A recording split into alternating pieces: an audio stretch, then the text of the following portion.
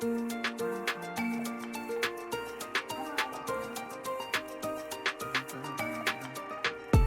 to Coffee and an Interview. I'm Jacqueline Pena, and I'm really excited today to be here with Angela Legh. We're going to talk about empowering children through her books, the Bella Santini Chronicles. Angela, welcome to the show.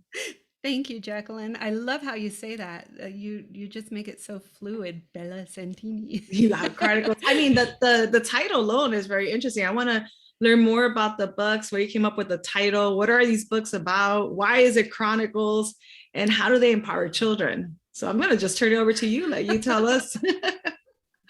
So, gosh, Bella Santini is a 14-year-old girl who gets enmeshed in a journey that she didn't expect. And through the journey, she learns to use her own inner powers. She discovers she has magic, which I think we all have a gift, we all have magic, and the magic is love, which is the currency of the world, I believe. And so she figures out how to make her way through this journey, these trials and tribulations. And part of that is I realized early on that what I was doing was writing my life lessons into the book, and the tools that I learned to overcome adversity were making their way into the character discussions. And I realized, wow, what I'm trying to do is help young girls, specifically at that time, make empowering choices so that they come from a space of valuing themselves. When we have self-love, then we don't need to look to others to fill this empty vessel. And when we have self-love, we can make choices that empower us. And so by writing these books that plant these little seeds of self-love, self-empowerment, and really understanding that whatever this character Bella can do, we can do. We just, yes, it turns out she's a fairy. Shh, don't tell anyone. but the magic of love is the magic of love, and it can change lives. And so we all have that ability. I love that. The magic of love is the magic of love, and it can change lives, and we all have that ability.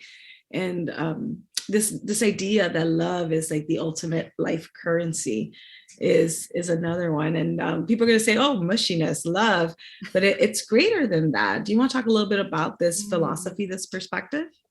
I can, yeah. So love is an energy, and it's more than just romantic love. A lot of us think of love and we think of spouse, boyfriend, girlfriend, whatever. That's a tiny little piece of what love is. Love is the smile on a child's face. Love is the tree providing us shade. Love is the beautiful vistas that we get to see in this world. Love is the connection you have with your friends. And when we can approach every interaction from a space of love, then we are opening ourselves to more love.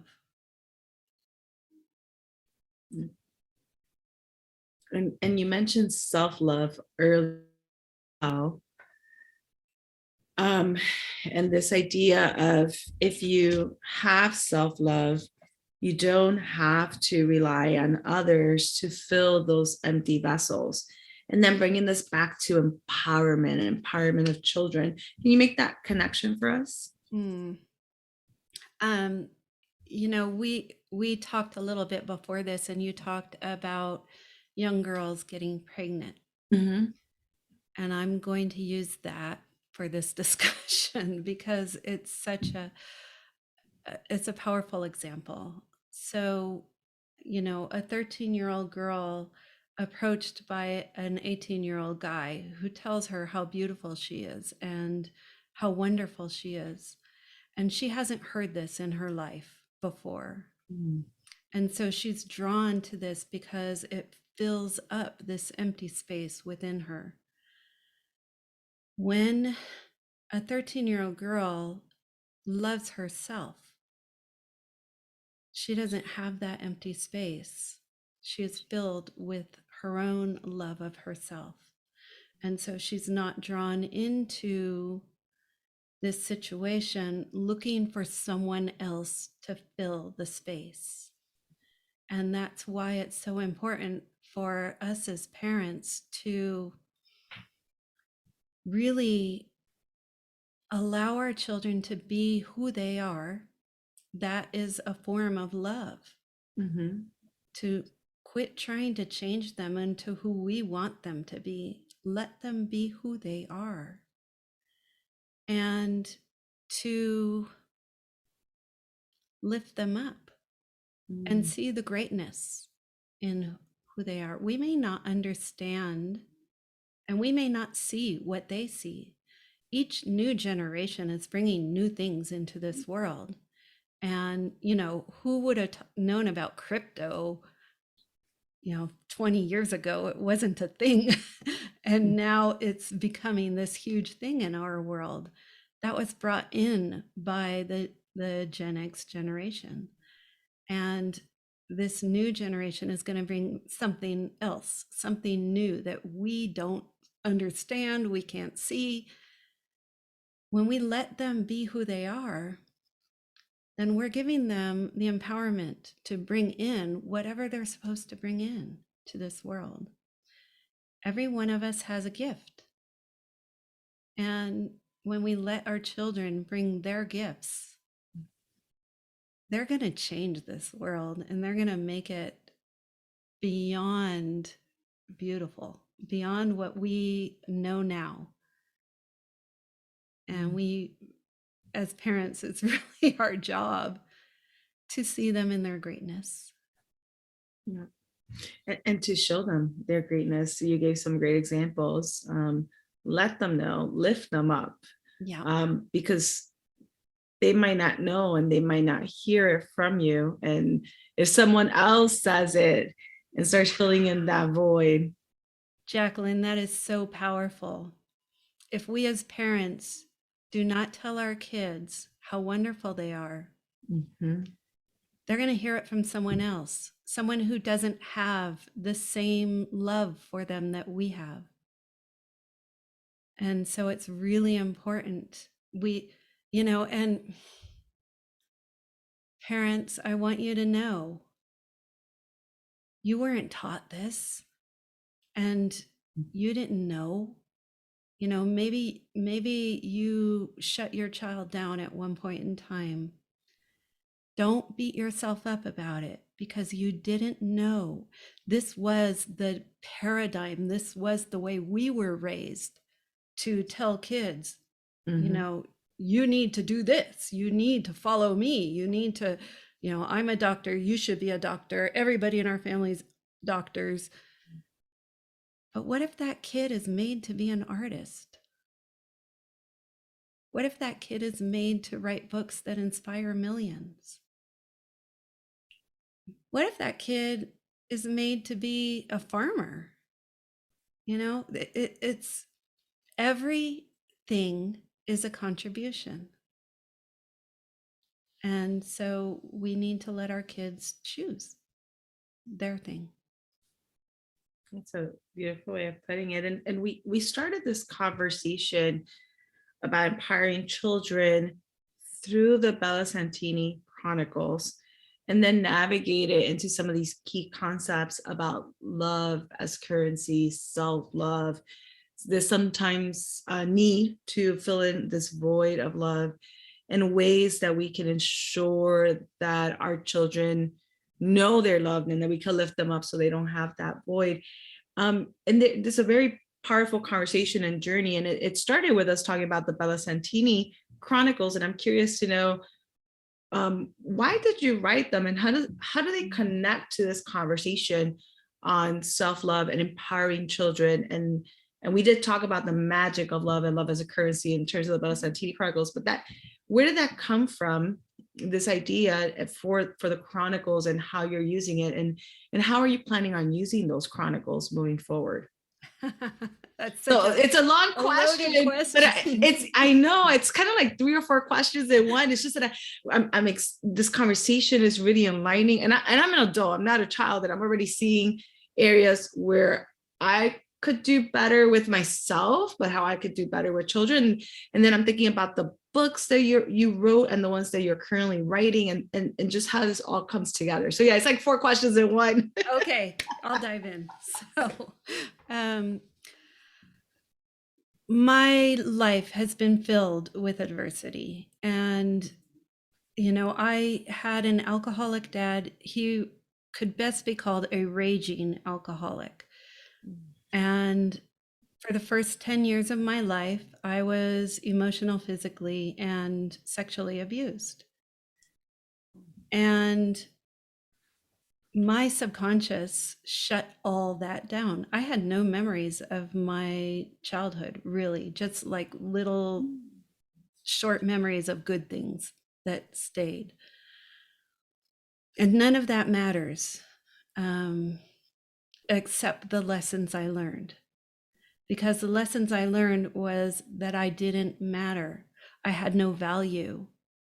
And that anger, which was what I was exposed to, was a terrible thing, that I should never, ever show anger.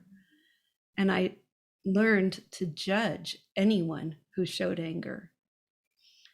And how that played out in my life was, I grew up, I got married. I married a man who was also emotionally injured.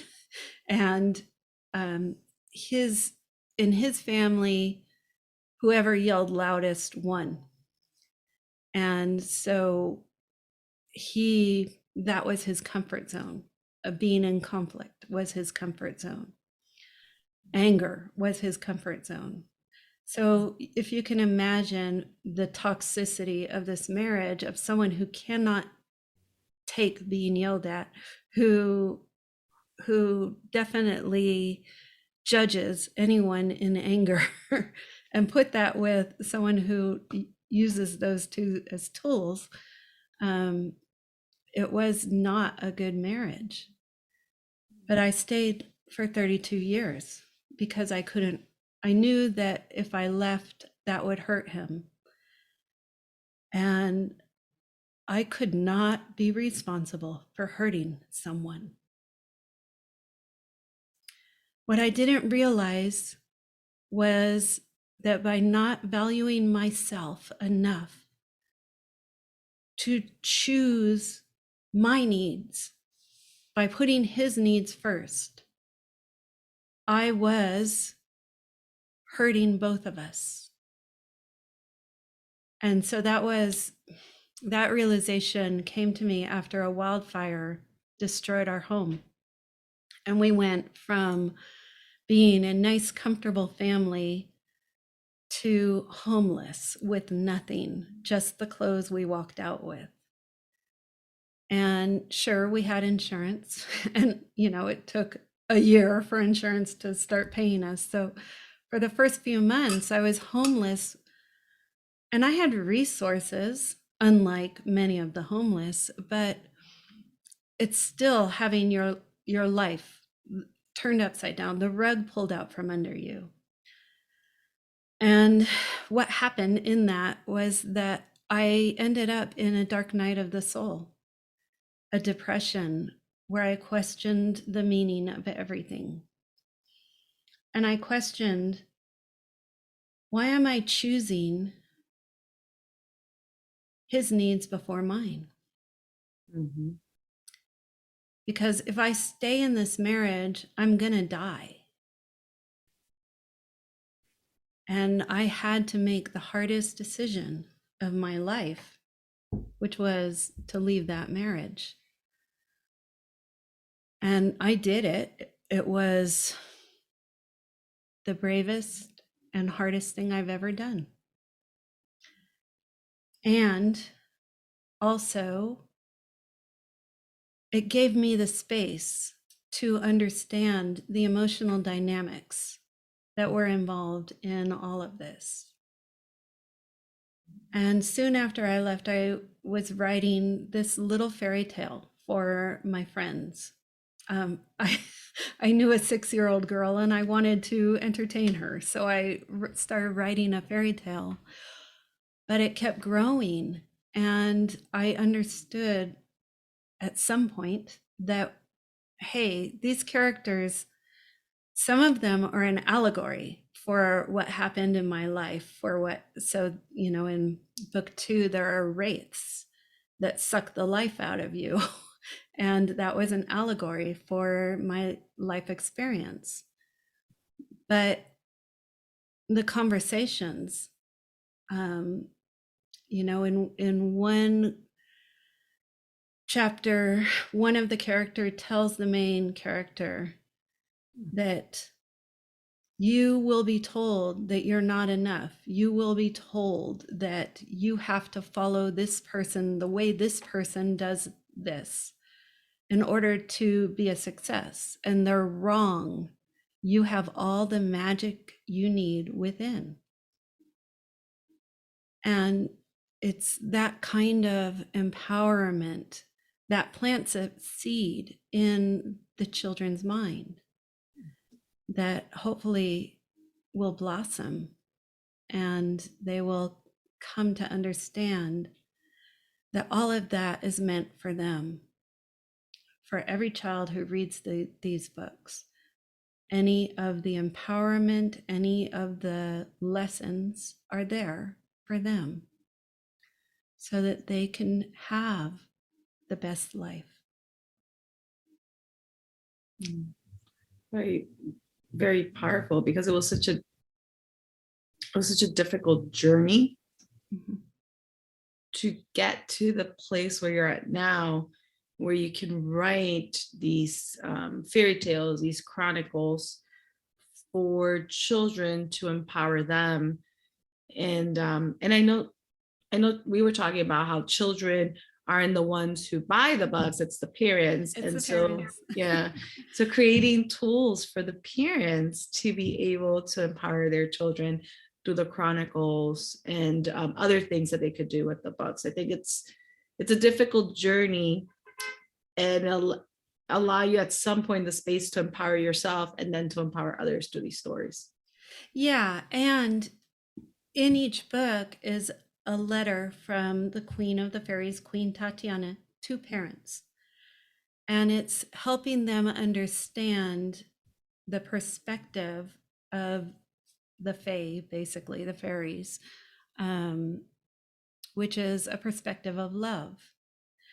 And it's there to empower the parents so that they can make changes in their own lives, so that they can let go of years of hurts and be empowered to move on. So I plant seeds in the parents and the kids. And what I say is that some parents will read the books and it'll click for them. And some parents might need more. And so I do offer, consultations with people. And some parents might need, even more than a one-time consultation, and they can take an online class I offer. Many of the tools are going to be in a free download that people can just download on my website. Right now, I have an anxiety and depression download that parents can access for free on my website. Um, I will eventually be building a curriculum for homeschool to empower those parents, give them tools, games, and different things that they can do with their children to establish these growth, this understanding in them. And overall, it's really, what my mission is.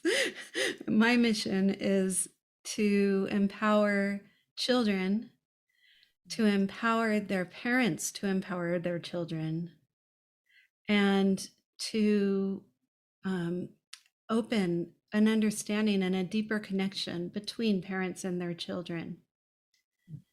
So my books do that, and everything else that I do all kind of scaffolds my books, because it's all about, how can I get to children and how can I help children so they don't feel like I did when I was a child. How do I reach them? And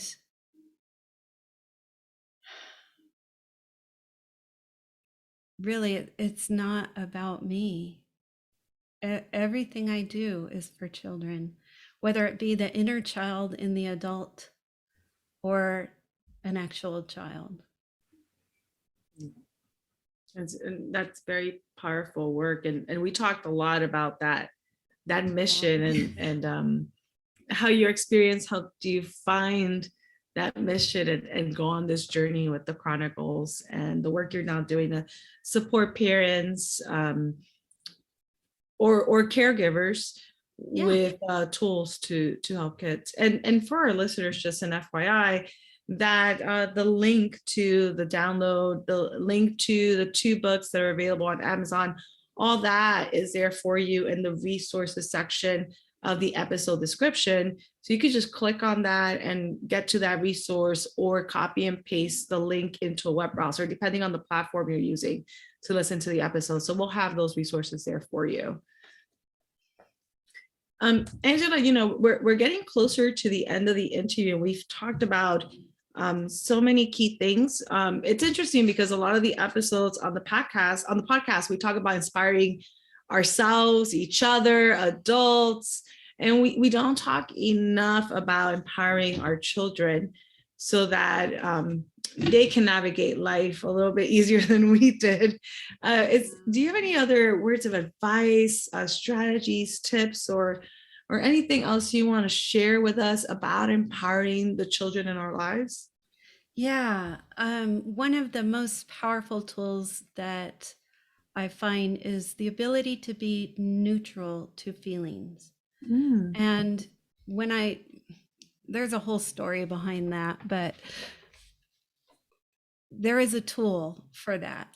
And there is huge power in not grabbing onto or pushing away a feeling. And with painful feelings, we are often resistant to them.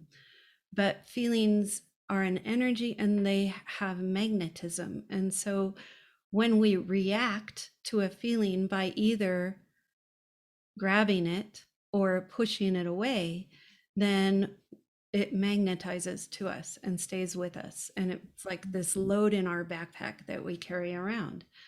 And so having the ability to experience a feeling without reacting to it is a powerful tool. And how we do that is Question. we feel the feeling. So you notice it, just notice it. Be aware of how it's feeling in your body, or is it outside your body? Is it sharp? Is it dull?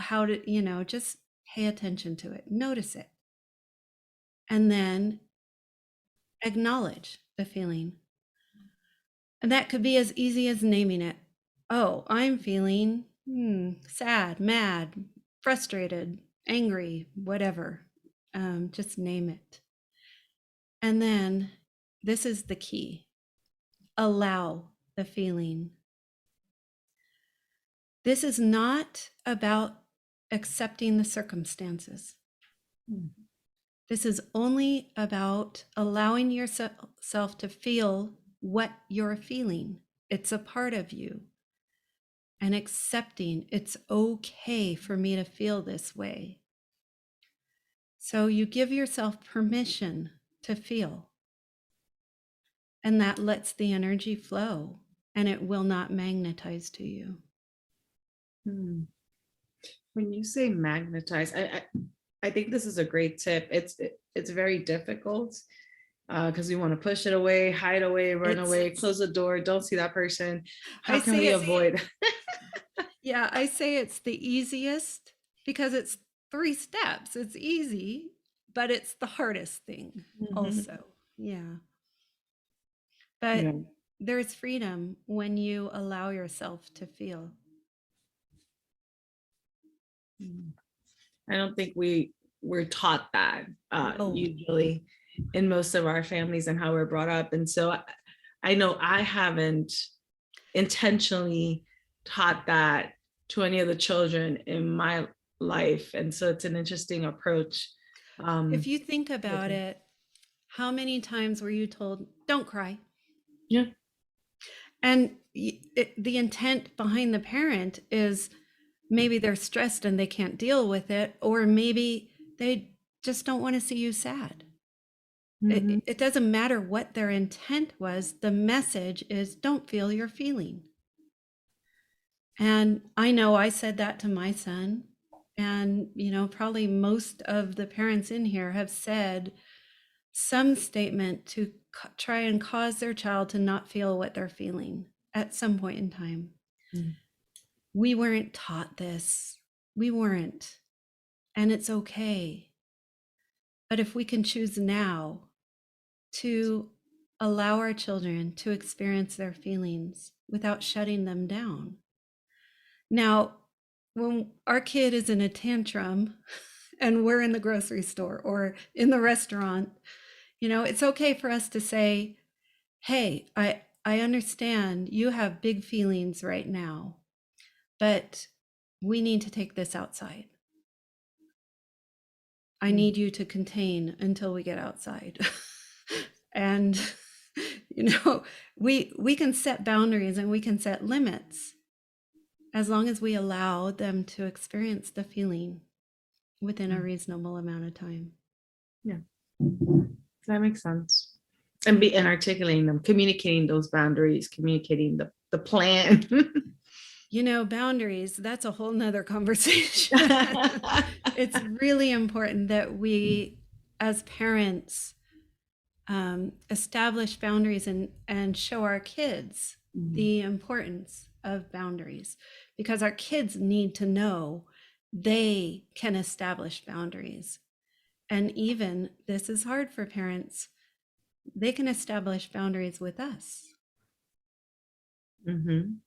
And that's a very empowering thing that we can do for our kids.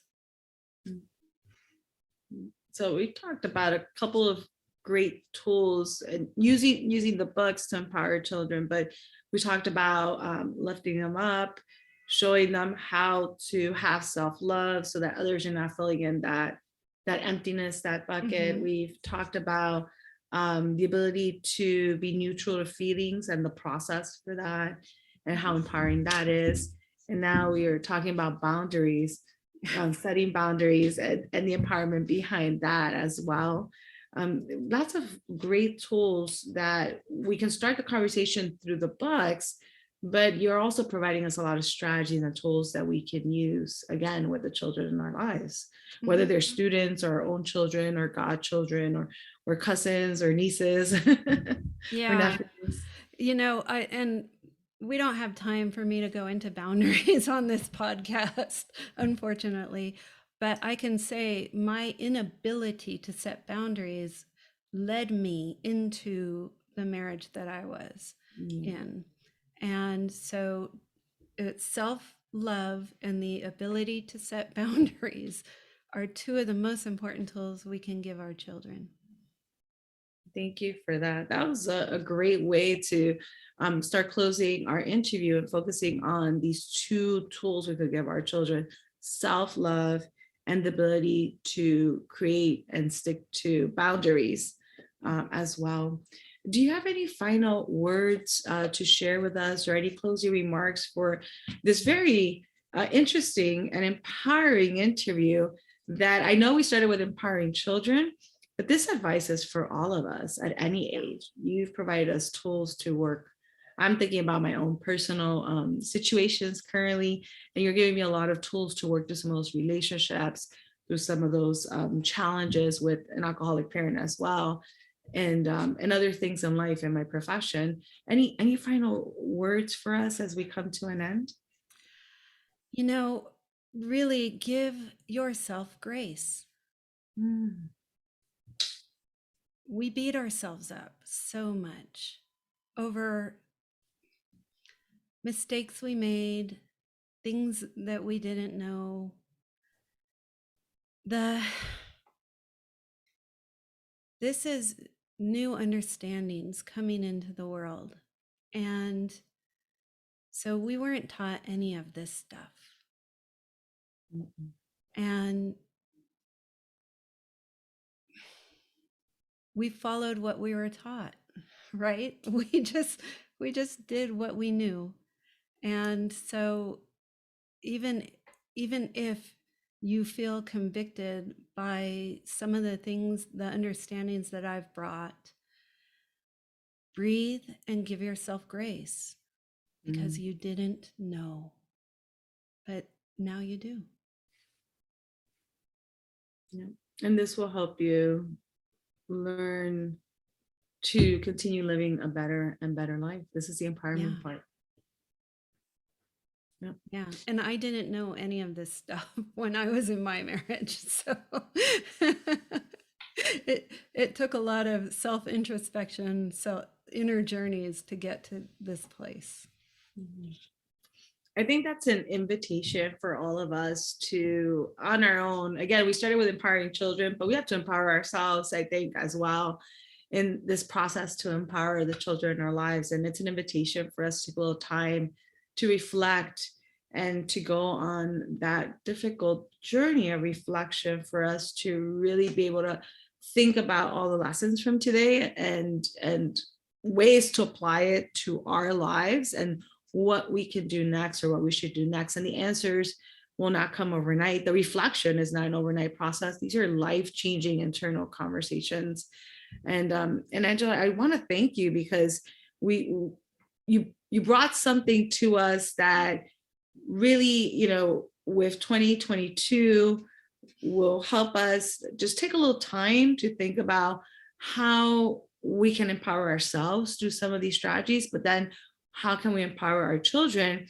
And we started with a tool, which were the Bella Santini Chronicles, and starting from there, because it's so great to start those conversations from a common point, like a book or a movie. And in this case, we're looking at the books, and then from there extend to other ways that we can empower our children. So thank you so much for being on the show, and bringing us these tools and these lessons, and sharing the chronicles with us, which again, the links will be in the description section for this podcast episode. But Angela, thank you so much for all of this. Thank you, Jacqueline, for giving me the opportunity to speak with your audience, and in whatever way I could plant seeds, because I love people so much and I just want them to thrive. Yeah, I think I definitely so on point with that. With all the work we do to empower people, children, adults, we really are here to help each other, and that is the mission of Coffee and Interview, is empowering each other through our stories, our experiences, and our lessons. So Angela, thank you so much again. And to our audience members, our listeners, check out the resources, but also go on that reflection journey. You have some amazing tools from this episode. Let's use these tools in 2022 and go on the reflection journey and really try to see how we want to move forward more empowered in our lives. Thank you all for listening. Angela, thank you again for being here with us. Have a wonderful day, and hopefully you'll all catch the next episode of Coffee and an Interview. Thank you so much.